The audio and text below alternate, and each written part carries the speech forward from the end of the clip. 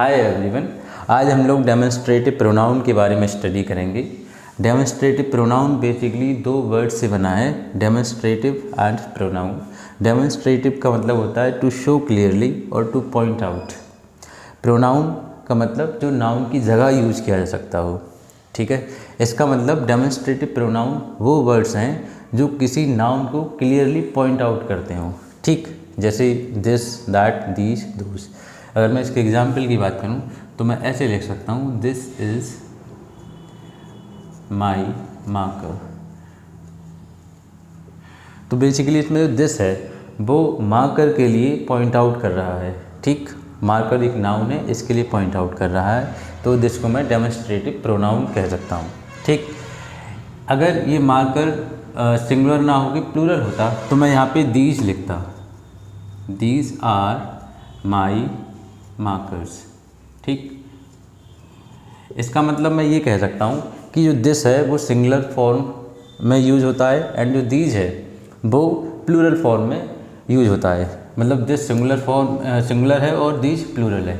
ऐसे ही that singular है और दोज प्लूरल है, ठीक है।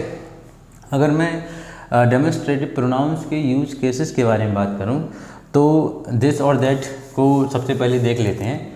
सबसे पहले केस ये हो सकता है कि जो स्पीकर है वो जिस नाउन को पॉइंट आउट कर रहा है वो नाउन या तो उसके जस्ट सामने हो सकती है या पास में हो सकती है, या फिर वो नाउन बहुत दूर भी हो सकती है, ठीक है। अगर वो नाउन पास में है then I have to use this, like this is my marker. तो इसमें जो मार्कर है वो मेरी काफ़ी पास में है, क्लोज है, तो मैं ये बोल सकता हूँ। और अगर दैट की मैं बात करूँ तो मैं ये बोल सकता हूँ दैट इज़ माई बुक। वहाँ पर अगर बुक रखी हुई है तो मैं उस बुक को रेफ़र करने के लिए, उस नाउन को रेफ़र करने के लिए जो दूर रखा है उसके लिए मैं दैट का यूज़ करूँगा, ठीक। अगर मैं इसके प्लूरल सेंस की बात करूँ तो प्लूरल में जो पास की चीज़ें हैं उनको रेफ़र करने के लिए मैं दीज का यूज़ करूँगा। जैसे दीज आर माई मार्कर्स, ठीक है। अगर मैं इसको दोनों को रेफ़र करने के लिए मुझे जो है प्रोनाउन का यूज़ करना है तो मैं दीज का यूज़ करूँगा।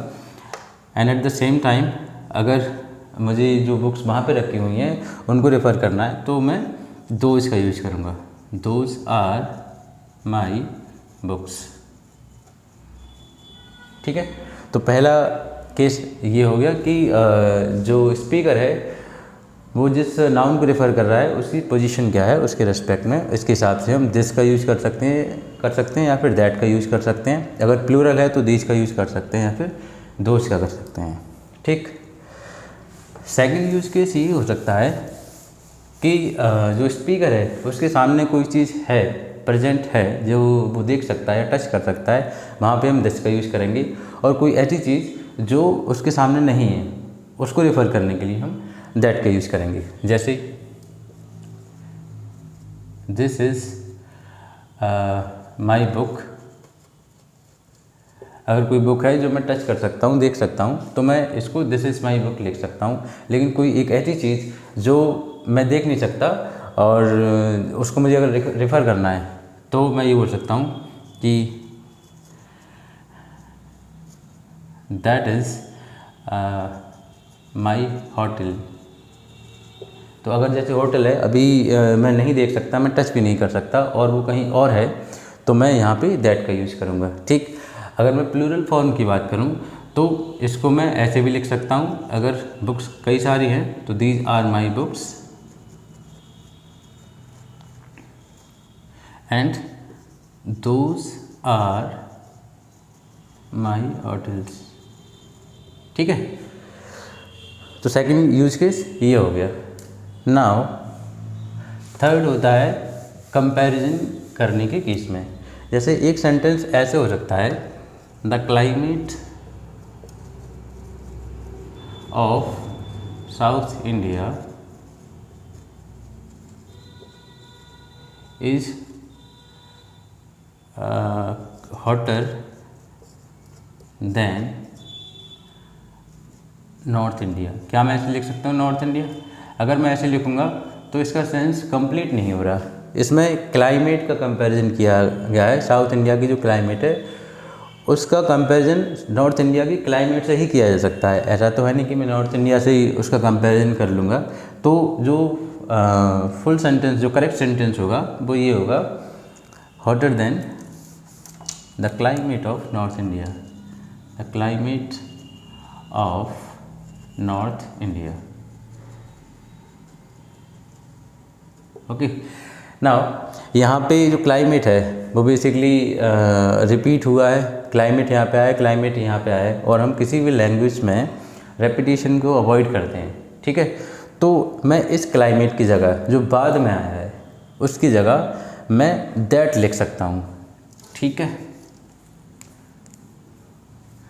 हॉटर देन दैट ऑफ, ये जो दैट है वो बेसिकली क्लाइमेट को रेफ़र कर रहा है नॉर्थ इंडिया की यहाँ पे, ठीक है। अब ये सिंगुलर फॉर्म है क्लाइमेट यहाँ पे, तो इसलिए यहाँ पे इसका दैट का यूज़ हुआ है। अगर ये प्लूरल फॉर्म होती तो यहाँ पे हम प्लूरल फॉर्म का यूज़ करते दोज का, जैसे the books of my store are cheaper than those of your store. Okay, यहाँ पे मैं दैट नहीं लिख सकता क्योंकि ये बुक्स है और बुक्स प्लूरल है, ठीक। इसलिए मुझे यहाँ पे जो डेमोन्स्ट्रेटिव प्रोनाउन यूज़ करना है वो प्लूरल फॉर्म में यूज़ करना होगा, ठीक है।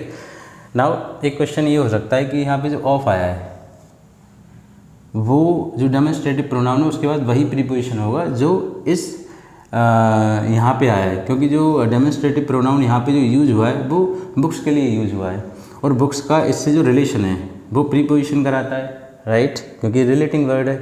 तो यहाँ पे भी इसका वही रिलेशन होगा। इसका मतलब जो प्रीपोजिशन यहाँ पे वही प्रीपोजिशन यहाँ पे आएगा। जैसे अगर मैं एक सेंटेंस ऐसे लिखूँ,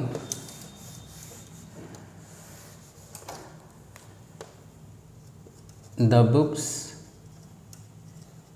इन my store are more than those of your store. यहाँ पे जो ऑफ है ये गलत है, क्यों? क्योंकि बुक्स का यहाँ पे जो माई स्टोर से रिलेशन है वो इन से रिप्रेजेंट किया जा रहा है। तो यहाँ पे भी जो बुक्स जो दोज है वो बेसिकली बुक्स के लिए रिप्रेजेंट कर रहा है।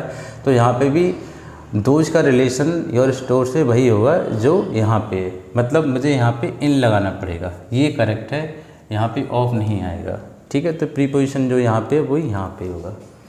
ओके, ये इसके 3 यूज़ केसेस हो गई डेमोन्स्ट्रेटिव प्रोनाउन की। एक और है जिसमें ये है कि अगर मुझे दे का यूज़ करना है तो कुछ जगह मैं दोज का भी यूज़ कर सकता हूँ दे की जगह। वो कब कर सकते हैं? जब मेरे पास एक्सप्लेनिंग क्लॉज होगी तब मैं दोज का यूज़ कर सकता हूँ। जैसे ये शायद आप लोगों ने सुना होगा, God helps those who help themselves, ठीक है। यहाँ पे दो जाएगा, यहाँ पे देम नहीं आएगा। क्यों?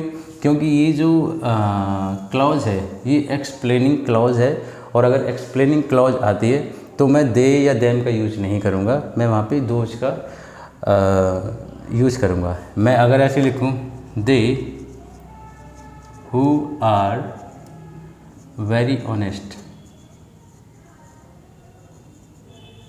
Can survive